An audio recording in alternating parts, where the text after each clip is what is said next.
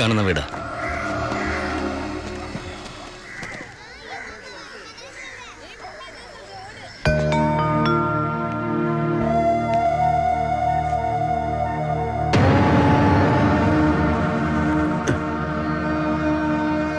ശിവ,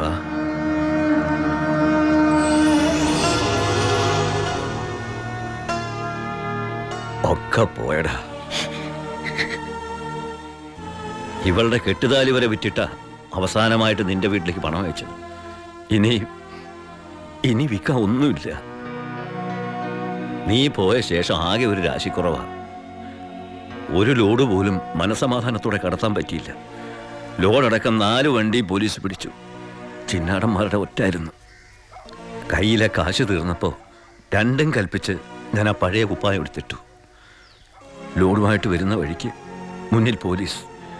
ഞാൻ ലോറിയിൽ നിന്നിറങ്ങി ഓടിയതും എതിരെ വന്ന ഒരു കാർ എന്നെ ഇടിച്ചു തെറിപ്പിച്ചത് ഒരുമിച്ചായിരുന്നു. ഇടിച്ചതാണോ ഇടിപ്പിച്ചതാണോ എന്നറിയില്ല. പിന്നൊന്നും ഓർമ്മയില്ല. ബോധം വീണപ്പോ കണ്ടില്ലേ?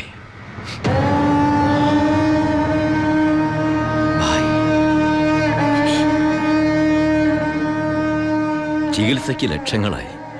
വീടൊക്കെ ആ വഴിക്ക് പോയി. കാലു പോയതോടെ ഞാൻ ഒന്നിനും കൊള്ളാത്തവനായി. വെറും വേസ്റ്റ്. വണ്ടി ഓടിക്കണമെങ്കിൽ വലത് കാലം വേണ്ടടാ ആക്സിലേറ്റർ ചവിട്ടാൻ. പോലീസ് വരുമ്പോൾ ഇറങ്ങി ഓടാനും വേണ്ടടാ കാല്. ഞാൻ ഒന്ന് ട്രൈ ചെയ്യാന്ന് പറഞ്ഞതാ, പക്ഷേ അപ്പ സമ്മതിച്ചില്ല. ഇവൻ എന്തെങ്കിലും പറ്റിയാ എനിക്ക് സഹിക്കാൻ പറ്റൂടാ. ശിവ, നീ വന്ന വിവരം വാളയാറ് മുഴുവൻ അറിഞ്ഞു. നിനക്ക് സുഖമല്ലടാ? നീ എപ്പോഴാ തിരിച്ച് നാട്ടിലേക്ക്? ഭായി നിലയിൽ തനിച്ചാക്കിട്ടോ. തൽക്കാലം നാട്ടിലേക്കില്ല. പിന്നെ നമുക്ക് വീണ്ടും ഒന്നേന്ന് തുടങ്ങിയാലോ ഭായി? വേണ്ടടാ, ചിന്നാടന്മാർ സമ്മതിക്കില്ല. ഭരണം മാറി. പണവും സ്വാധീനവും ഇപ്പം അവരുടെ ഭാഗത്താ. ഇപ്പോൾ ചെക്ക് പോസ്റ്റ് മുഴുവൻ അവരുടെ കൺട്രോളിലാണ്. അവർക്കില്ലാത്ത ഒന്നും നമുക്കില്ലേ ഭായി? ബുദ്ധി. എന്നാലും കുറച്ച് കാശ് കൈ വേണ്ടടാ. ആ സത്യമൂർത്തി സഹായിക്കാതിരിക്കില്ല. നമ്മളും ഒരുപാട് ഉണ്ടാക്കി കൊടുത്തല്ലേ. ശ്രമിക്കാം ഭായി. അച്ചായ, നിന്റെ കൂടെ ഞങ്ങളും ഉണ്ടാ. പഴയ ഒരു ഉഷാർ വന്ന പോലെ. അടയ്ക്ക്, നിർത്ത ഓഫാക്കണോ? എങ്ങോട്ടാ ഇത്ര ധൃതിയില്? പഴയ കള്ളന്മാര് തന്നെയാണല്ലോ. എന്താടാ പരമേശ്വരം, നീ ജയിലിൽ നിന്ന് ഇറങ്ങിയ? അവിടെ എങ്ങനെ സ്ഥിരം കിടക്കാൻ പറ്റുമോ സാറേ? പണ്ടൊക്കെ ഈ പരമശിവത്തിന്റെ ലോറികൾ ചീറിപ്പാഞ്ഞു വരുമ്പോ ഈ ചെക്ക് പോസ്റ്റ് പടപടാന്ന് തുറക്കാറുണ്ട്. അതൊക്കെ പണ്ടല്ലേടാ. കുറച്ച് സാധനം വണ്ടിയിലുണ്ട്. ഒന്ന് പൊക്കി തന്ന് കാശം വീട്ടിലെത്തിച്ചേക്കാന്ന്.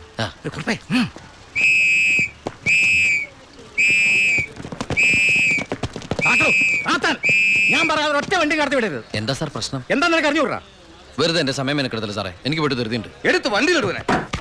എന്തിന്? പബ്ലിക്കായിട്ട് സ്പിരിറ്റ് കൊണ്ടുവന്നിട്ട് നിന്ന് കുറയ്ക്കുന്നോടാ പന്ന. കേറി പരിശോധിക്കണോ?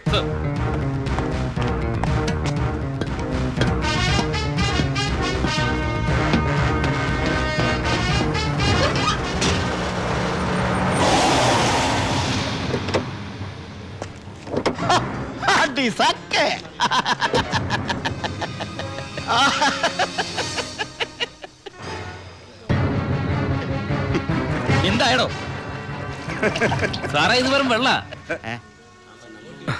വെള്ളവും ഒന്നുകൂടെ ഒന്ന് മണത്ത് നോക്കടോ. എങ്ങനെ മണത്ത് നോക്കിയാൽ ഇത് വെറും വെള്ള. പ്ലാച്ചിമടയിൽ എന്തൊരു വരൾച്ച സാറേ. ഞാൻ അങ്ങോട്ടേക്ക് കുടിവെള്ളം കൊണ്ടുപോകുന്നതാ. പച്ചവെള്ളം വിറ്റിട്ടെങ്കിലും നമ്മൾ ജീവിച്ച് പൊക്കോട്ടെ സാറേ. അല്ല സാറേ, കുടിവെള്ളം കൊണ്ടുപോകുന്ന അറസ്റ്റ് ചെയ്യാൻ മാത്രമുള്ള കുറ്റമാണോ? അല്ല, നമ്മളോട് കുറച്ചാളില്ലാത്തോണ്ട് നിയമം മാറിയതൊന്നും അറിഞ്ഞില്ല. പോരാത്തതിന് ഇന്നത്തെ പത്രം വായിച്ചിട്ട് 5-6 ദിവസമായി സാറേ. നിന്ന് ചിലക്കാതെ വണ്ടി എടുത്തോണ്ട് പോടാ. അല്ല സാറേ, സാർ എന്നെ പണ്ട് ഒരുപാട് സാറേന്ന് വിളിച്ചിട്ടുള്ളല്ലേ. എന്റെ കയ്യിൽ നിന്ന് ഒരുപാട് കാശ് വാങ്ങിച്ചിട്ടുള്ളല്ലേ. ഞാൻ ജയിലിൽ നിന്ന് വന്നപ്പോ പലരും പറഞ്ഞിട്ട് ഞാൻ വിശ്വസിച്ചില്ല സാറേ. സാറൊക്കെ പഴയ സാറല്ല, പുതിയ സാറുമാരുടെ സാറാണെന്ന് പറഞ്ഞു സാറേ. നിർത്തണം നിന്റെ ഈ സാറ് വിളി. നീ ഏതർത്ഥത്തിലാ ഈ സാറേ എന്ന് വിളിക്കുന്നത് എനിക്ക് നന്നായിട്ട് മനസ്സിലായി. അപ്പൊ ഞാൻ ഉദ്ദേശിച്ച സാറ് മനസ്സിലായി. സന്തോഷം. വരട്ടെ സാറേ. വെറുതെ സാറേ. എന്താ സാറേ? വീട് സാറേ. സാറേ ഹായ്. അടി സാക്കേ വർക്കിച്ചായോ? എന്നാടോ ഒരു സ്നേഹമില്ലാണ്ട് വർക്കിച്ചായോ? ഇതെന്റെ ഒരു ടെസ്റ്റ് ഡോസ് ആയിരുന്നു.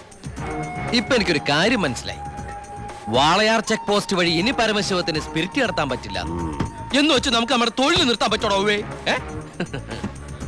വർക്കിച്ചായോ, ദേ എന്റെ ലോഡുകൾ 24 മണിക്കൂറിനുള്ളിൽ ഈ വാളയാർ ചെക്ക് പോസ്റ്റ് വഴി ഞാൻ കടത്തിയിരിക്കും. താൻ ആണാണെങ്കിൽ തടയടോ. ചേട്ടായി, ഇന്ന് അവന്റെ ലോഡുകൾ കേരളത്തിലെത്തിയാൽ പിന്നെ നമ്മൾ ഗോപി വെച്ചാ മതി. ഞാൻ ജീവിച്ചിരിപ്പുണ്ടെങ്കിൽ അവന്റെ ഒരു പുണ്ണാക്കം കടന്നു പോകില്ല. നീ ആ ചെക്ക് പോസ്റ്റിലേക്ക് വിളിക്കടാ. Hello, Walayar check post. ഇത് ഞാനാടവേ. എന്താ വർക്കിച്ചേ? അവനുണ്ടല്ലോ ആ പരമശിവം വീണ്ടും ഒരു അംഗത്തിനുള്ള പുറപ്പാടില്ല. നീ ഒരു പേനയും പേപ്പറും കൊടുത്തേ. എന്നിട്ട് എന്റെ വണ്ടികളുടെ നമ്പറൊക്കെ ഒന്ന് കുറിച്ചെടുത്തോ.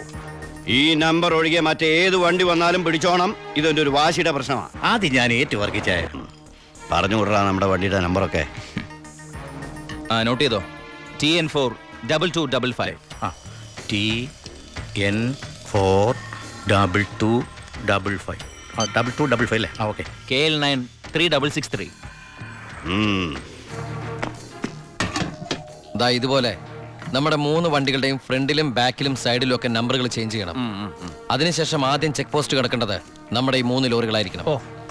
ആദ്യത്തെ വണ്ടിയിലെ കിളിയായിട്ട് നീ ഉണ്ടാവണം. ആര് ചോദിച്ചാലും ചിന്നാടന്റെ ലോഡാന്ന് പറഞ്ഞാൽ മതി.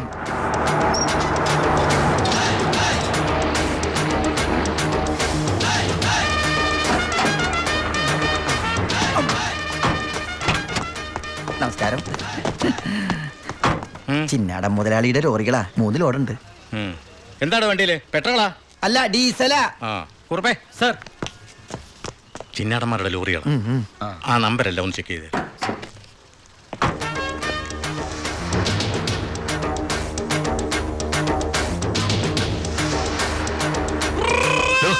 എന്താ സാറേ? എന്താടോ കോഡ്? കാലാപ്പാനി, ചിന്നാടന്റെ കാലാപ്പാനി. എല്ലാം ഓക്കെയാണ് സർ. ശരി ശരി. എന്റെ കന്നി ലോഡാണ് സാർ, അനുഗ്രഹിക്കണം. ശരി ശരി, ഒന്ന് പോക്കിക്കോ. ആ വണ്ടി പോട്ടെ, എടുത്തോ. ആ വിട്ടോ.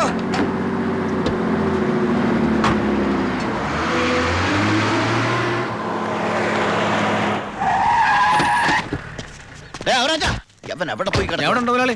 എന്താ മുതലാളി? ചെക്ക് പോസ്റ്റിലൊക്കെ പറഞ്ഞു. കോഡ് മറക്കണ്ട. കാലാപ്പാനി. ശരി മുതലാളി. ശരി.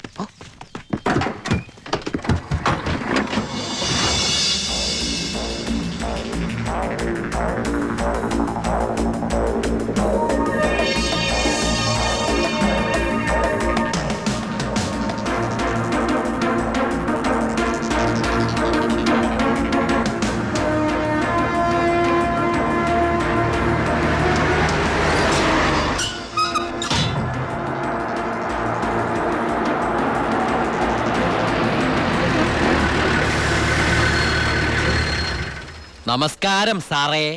നീ എന്നെ സാറിന് വിളിക്കരുത്. സോറി സാറേ. അയ്യാ, ഒന്ന് പൊക്കി തരണേ. പൊക്കി തരാവടാ.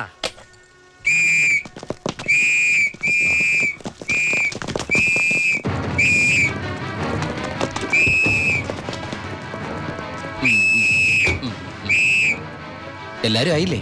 ഈ 3 ലോഡും പ്ലാച്ചുമടക്കുള്ള കുടിവെള്ളമായിരിക്കും. ഇയാടാ അല്ല, സ്പിരിറ്റാ. സ്പിരിറ്റോ? ആ, കേറി പരിശോധിക്കണോ?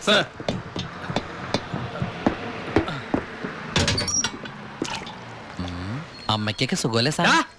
ഇവിടെ ഉള്ളവരൊക്കെ ഉണ്ണാക്കന്മാരെന്നാണോ നിന്റെ വിചാരം? എനിക്ക് മാത്രമല്ല സാറേ, ഇവിടെ നിൽക്കുന്ന കംപ്ലീറ്റ് ആൾക്കാരുടെ വിചാരം അതാണ്. ആ, സ്പിരിറ്റാ സർ. ഇതിലും സ്പിരിറ്റാ സർ. ഇതിലും സ്പിരിറ്റാ. പറയുന്ന അവരുടെ ഒരു സ്പിരിറ്റ് ഉണ്ടല്ലേ സാറേ? കൈയെടുക്ക് സാറേ. ഏയ്,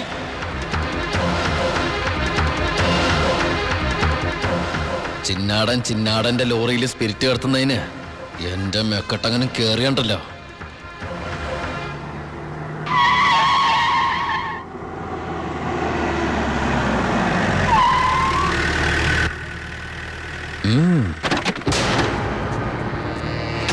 ഹായ് അടിസാക്കേ. എവിടെയായിരുന്നു ഔവേ? വണ്ടിയുടെ മുമ്പിലല്ലോ എസ്കോട്ട് വരേണ്ടത്. ഇവരെന്നെ സംശയിച്ചില്ലയോ? നീ വടാ അവിടുന്ന്.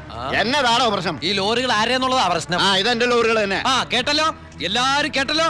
കള്ള സ്പിരിറ്റുമായിട്ട് വന്ന ഈ 3 ലോറികളും നമ്മുടെ ബഹുമാനപ്പെട്ട വർക്കിച്ചിന്റേതാണെന്ന്. എന്നതേ പറയുന്നേ? ഇത് നമ്മുടെ ലോറികളല്ല. അത് തന്നെയാണോ ഞാനും പറയാൻ വന്നത്. ഇത് നമ്മുടെ ലോറികളല്ല. ഇത് വർക്കിച്ചിന്റെ ലോറി തന്നെ. ഇത് കൊച്ചുമോളുടെ പേരിലായിട്ടിരിക്കുന്ന ചഞ്ചൽ.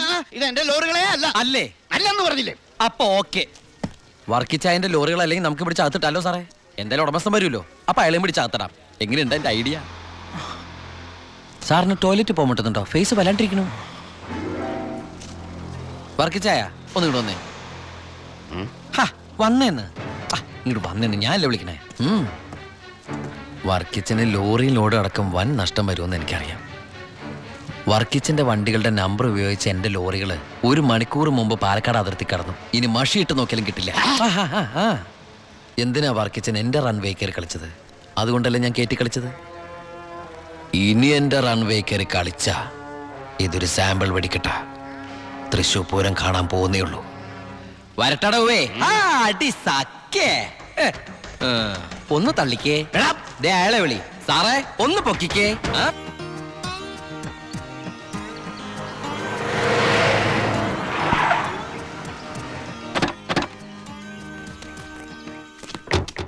എന്നാ சத்தியமூர்த்தி இந்த மாதிரி பேசுறேன்?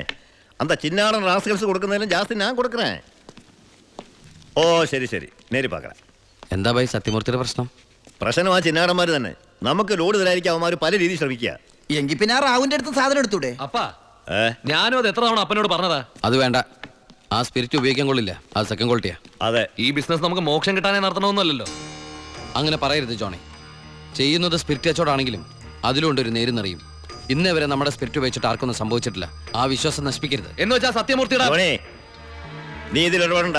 ഓ ശിവ, അവനൊന്നും അറിയില്ല, വിട്ടുകള. ഏയ്. ഞാനേ സത്യമൂർത്തി ഒന്ന് കണ്ടിട്ട് വരാം.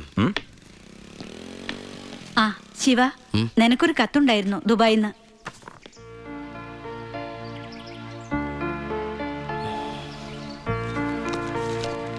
എന്താടാ? വീട്ടിൽ നിന്ന് ഗോപിയുടെ അച്ഛൻ മരിച്ചു. എപ്പോ? മരിച്ചിട്ട് കുറച്ച് ദിവസമായി. നമുക്കൊന്ന് പോണ്ടേ? എവിടേക്ക്? നമ്മളിപ്പോ ദുബായിലല്ലേ. ഓ, അപ്പൊ ഗോപിക പാവം വീടൊഴിഞ്ഞു പോവാത്രേ.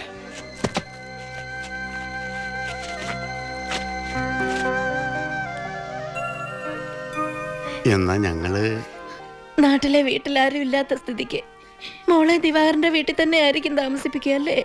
അതിൽ ചെറിയൊരു പ്രശ്നമുണ്ട്. കല്യാണം തുടങ്ങി ഇവളുടെ ബാധ്യത മൊത്തം എൻ്റെ തലയിലാകുമോന്ന് വൈഫിനൊരു പേടി. 1-2 വട്ടം സൂചിപ്പിക്കുകയും ചെയ്ത്.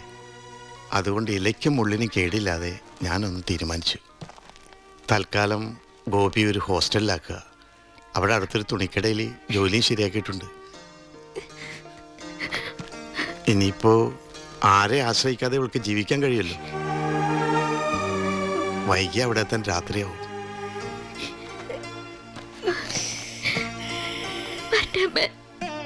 എന്റെ മോളെ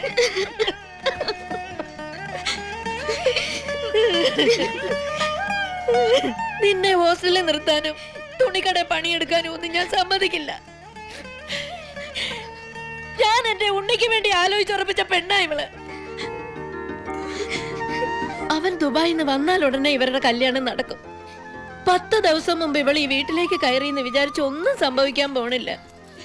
ഗോപികയെ ഞാൻ എന്റെ അമ്പിളിയെ പോലെ നോക്കിക്കൊള്ളാം. അവളെ എനിക്ക് തന്നൂടെ? ഈ നല്ല മനസ്സിനെ നിങ്ങളൊക്കെ ദൈവം അനുഗ്രഹിക്കട്ടെ.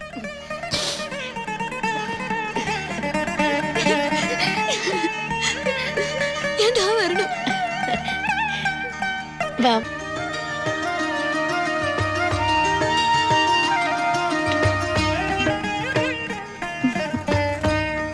വലതുകാല് വെച്ച് കയറിക്കോ മോളെ.